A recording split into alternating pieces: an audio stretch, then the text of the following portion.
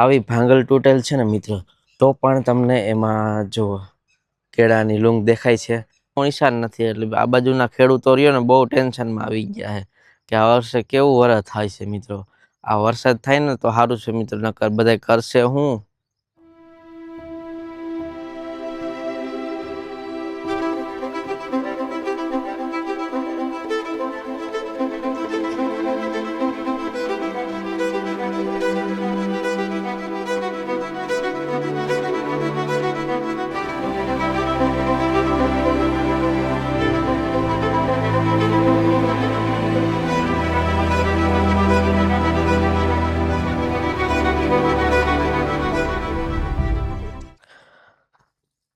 તો જય માતાજી બધાને મિત્રો, સ્વાગત છે આપણા સરસ મજાના નવા વ્લોગમાં. તો મિત્રો જો વાગ્યા છે સવારના 7 અને નવરા હતા એટલે આવી ગયા હતા આપણા ભાઈબંધની વાડી. અને મિત્રો આ વખતે જ્યાં જોવો નહીં આ તમે યાર, સોયાબીન સોયાબીન સોયાબીન સોયાબીન સિવાય કાંઈ છે જ નહીં મિત્રો. આ બાજુ લગભગ હું ઘરથી 35-36 કિલોમીટર દૂર રહું છું.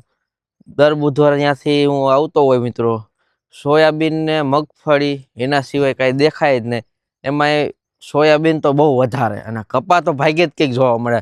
અને આ બાજુ મેં તો લગભગ કપા ક્યાંય જોયો જ નથી, બધી સોયાબીન અને મગફળી જ જોવો. આ આપણા ભાઈબંધની વાડી છે, જો તમે અહીંયા માલઢોર નીણ વાવી છે. અને જો અહીંયા સોયાબીન, ઓલા પડામાં સોયાબીન, ઓલા પડામાં સોયાબીન, એની પસીનામાં સોયાબીન જો. અને એ જો માલઢોર દવા આવ્યા છે, જો આગળ જો દેખાય છે. એટલું બધું ઝૂમ તો નથી થતું પણ તોય દેખાડી દીધું મિત્રો. તો હાલો ચક્કર મારવી. જો સોયાબીનમાં ફૂલે આવી ગયા છે મિત્રો, જો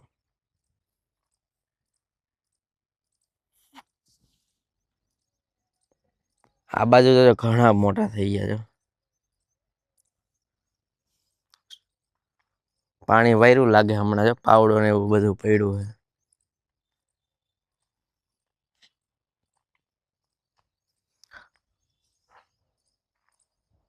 જો હે ને બધે સોયાબીન જ છે.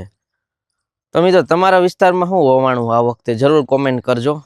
અને હાલે અહીંયા તો જો સરસ મજાની કારેલી છોરી ને એક કેરો કર્યો છે.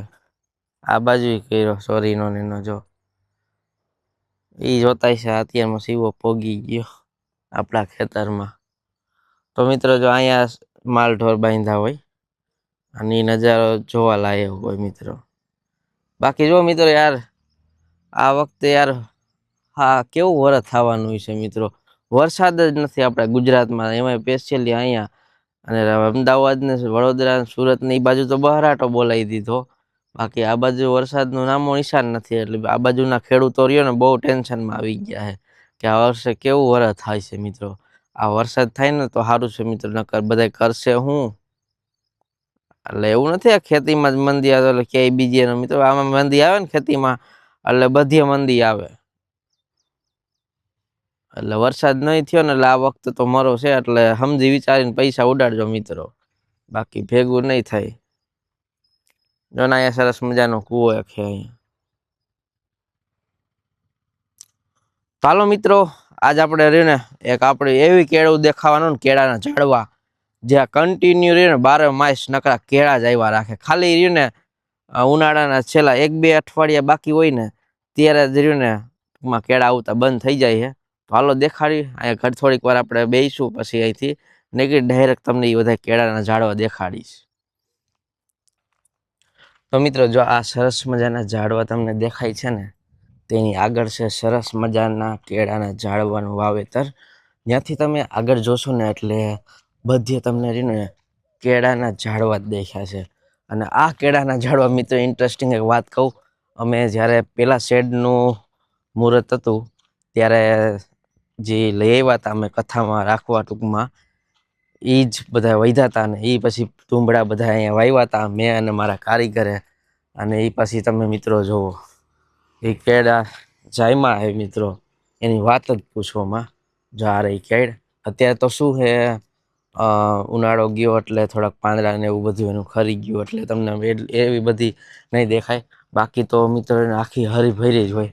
જો આવી ભાંગલ તૂટેલ છે ને મિત્રો, તો પણ તમને એમાં જો કેળાની લૂંગ દેખાય છે, અને હજી ધીરે ધીરે મોટી થઈને નીચે પોગશે એવડી થાય. અને બીજી દેખાડું, આ એ જ તુંબડામાં બીજી એક દેખાડું, એક જ મિનિટ. જો આ રે જોયું, જો આ અહીંયા એક કેળનું તુંબડું થઈ ગયું. હવે તમને હું આગળ દેખાડું. આગળ એવી જ રીતે છે મિત્રો, સાવ નાની નાના કેળું છે, તો પણ ઘણા બધા સરસ મજાના કેળ ઉગ્યા છે એમાંથી નાના નાના.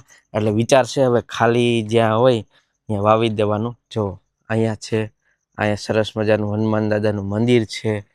અને જો અહીંયા પણ કેળા આ બાજુ વધારે છે, ઓલી બાજુ કરતા આ બાજુ વધારે ખાલા હતા, એટલે આ બાજુ વધારે વાવેલ છે જોવો મિત્રો.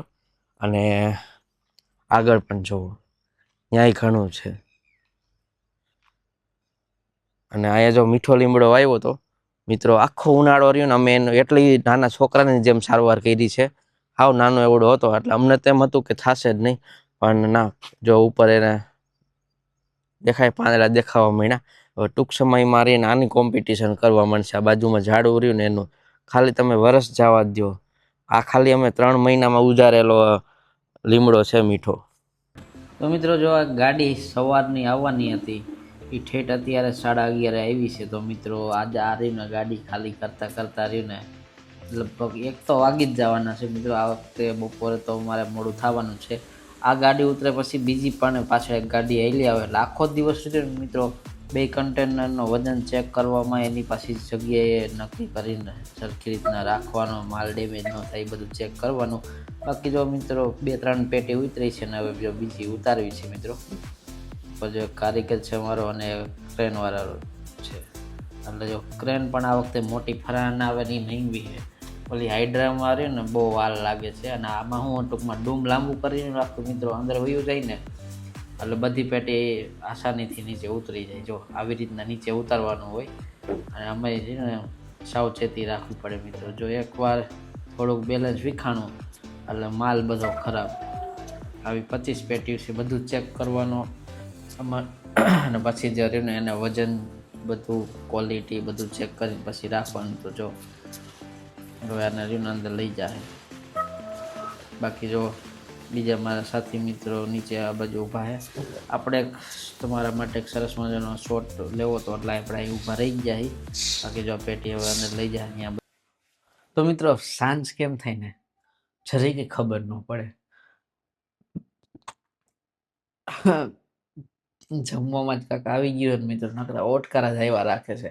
તો મિત્રો, આજે 2 કન્ટેનર આવ્યા હતા, ખાલી કરવામાં વજન ચેક, વજન ઓકે, પછી એનું ડાયરેક્શન, પછી કઈ જગ્યાએ રાખવું, એ બધું કમ્પ્લીટ કરીને વાગી ગયા 11. આજ મિત્રો હું તો વહેલો હોઈ જાઉં છું, સવારે પાછું ઘરે જવાનું છે એટલે. બાકી આજનો વ્લોગ તમને કેવો લાગ્યો જરૂર કોમેન્ટમાં કહેજો. અને આજનો વ્લોગ આ જ પૂરો મળવી કાલના નવા વ્લોગ સાથે. Bye bye.